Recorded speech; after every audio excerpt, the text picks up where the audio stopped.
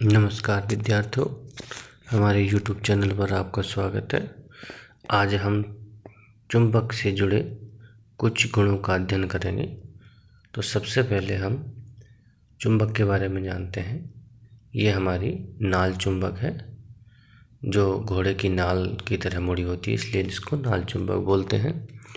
और ये हमारी छड़ चुंबक है, जो सीधी होती है छड़ के समान, इसलिए इसको छड़ चुंबक बोलते हैं। और ये हमारी कंपास सुई है। ये छोटी है और ये बड़ी है, दोनों कंपास सुई हैं। अब हम चुंबक से संबंधित कुछ गुणों का अध्ययन करेंगे। सबसे पहले इसकी एट्रैक्टिव प्रॉपर्टी यानी कि इसका आकर्षण गुण। तो चुंबक लोहे अथवा लोहे के चूरे को अपनी ओर आकर्षित करती है। देखो, यदि हम चुंबक को लोहे के चूरे के पास ले आते हैं और दूसरे चुंबक को लाते हैं तो ये अपनी ओर इसको खींच लेती है। तो चुंबक में जो है आकर्षण का गुण पाया जाता है, जो लोहे अथवा लोहे से बनी वस्तु को अपनी ओर खींचती है। अब हम देखते हैं, यदि चुंबक को पूरी तरह से हम रख दें चूर्ण में तो क्या होता है, इसके सिरों पर अधिक चूर्ण चिपकता है, अर्थात ध्रुवों पर जो है जो चुंबक का गुण है वो अधिक मात्रा में पाया जाता है। अब इसी प्रकार से हम अपनी दूसरी चुंबक को रख करके इसका अध्ययन करेंगे। उसमें भी यही प्रक्रिया होती है अथवा नहीं। तो देखते हैं, अब हमने नाल चुंबक को रखा तो इस प्रकार से इस पे भी लोहे का चूर्ण चिपक गया है और इसके भी ध्रुवों पर अधिक मात्रा में चूर्ण चिपका है, अर्थात चुंबक का गुण सिरों पर अधिक मात्रा में पाया जाता है। तो ये इसकी पहली प्रॉपर्टी हो गई। अब इसकी आते हैं हम सेकंड प्रॉपर्टी, जो देखते हैं। यदि हम चुंबक को स्वतंत्र अवस्था में लटका दें एक धागे से बांधकर, तो यह हमेशा उत्तर और दक्षिण दिशा में ही ठहरता है। जो इसका S साउथ होगा और N नॉर्थ, तो हमेशा उत्तर और दक्षिण दिशा में ही ये ठहरेगा। इसको हम एक दूसरी कंपास सुई की सहायता से भी देख सकते हैं। इसको यदि हम रखा जाता है तो ये भी उत्तर और दक्षिण दिशा में ही ठहरता है, अर्थात इसके उत्तर और दक्षिण ध्रुव होते हैं। ये इसकी सेकंड प्रॉपर्टी हो जाती है। अब हम इसकी थर्ड प्रॉपर्टी देखते हैं।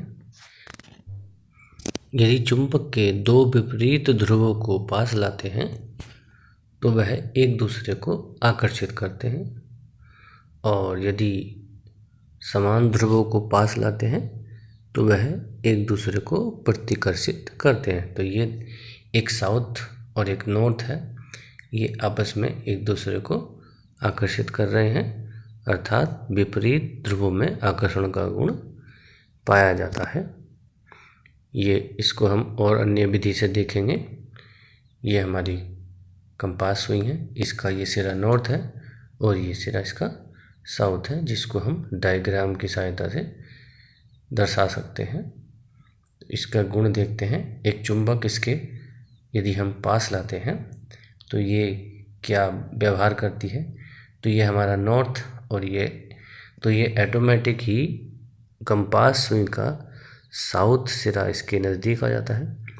अब यदि साउथ सिरा इसके पास लाते हैं तो ये नॉर्थ सिरा इसके पास आ जाता है, अर्थात विपरीत ध्रुव एक दूसरे को आकर्षित करते हैं। अब यदि समान ध्रुवों को पास लाते हैं तो चुंबक के ध्रुव एक दूसरे को प्रतिकर्षित करते हैं और चुंबक दूर हटता है, और ये देखो ये इस प्रकार से चिपक जाता है। ये विपरीत ध्रुव है और वे हमारे समान ध्रुव थे। अब चौथी प्रॉपर्टी देखते हैं चुंबक की। यदि एक नॉन मैग्नेटिक धातु यानी कि जिसमें चुंबक नहीं है, देखो ये चिपक नहीं रहा। अब यदि इसको एक किसी चुंबक से स्पर्श कराया जाता है तो यह एक चुंबक की भांति व्यवहार करने लगता है। अब हम इसको लोहे के चूर्ण पर स्पर्श कराते हैं तो लोहे का चूर्ण इस पर चिपक जाता है। अर्थात जब किसी चुंबक को किसी धातु के संपर्क में लाया जाता है तो उसमें भी चुंबक का गुण आ जाता है।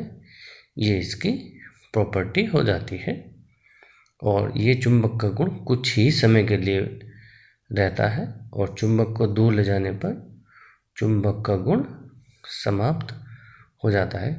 अब हम चुंबक को दूर हटाते हैं तो ये सारा जोड़ा गिर जाता है। अब नेक्स्ट देखते हैं इसके हम मैग्नेटिक फील्ड। तो इसके लिए हम कुछ एक्सपेरिमेंट करेंगे। एक कागज़ पर लोहे का बारूदा बिखेर देंगे दूर दूर और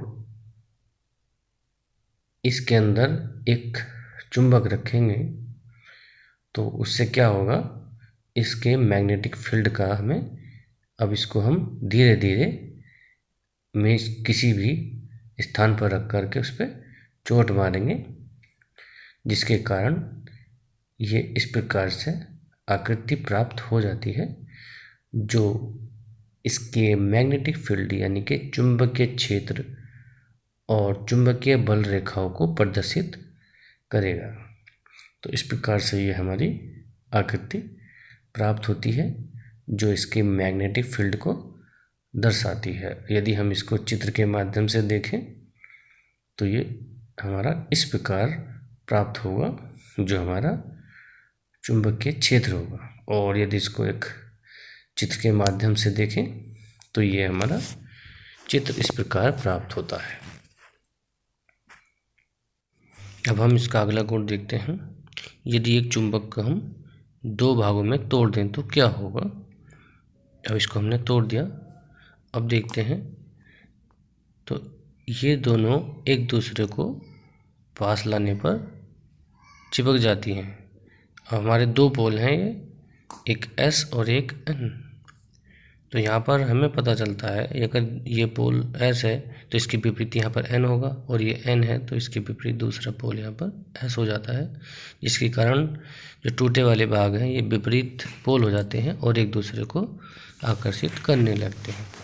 इससे सिद्ध होता है कि चुंबक को तोड़ने पर ये दो चुंबकों में विभक्त हो जाता है। तो ये इसकी एक प्रॉपर्टी है।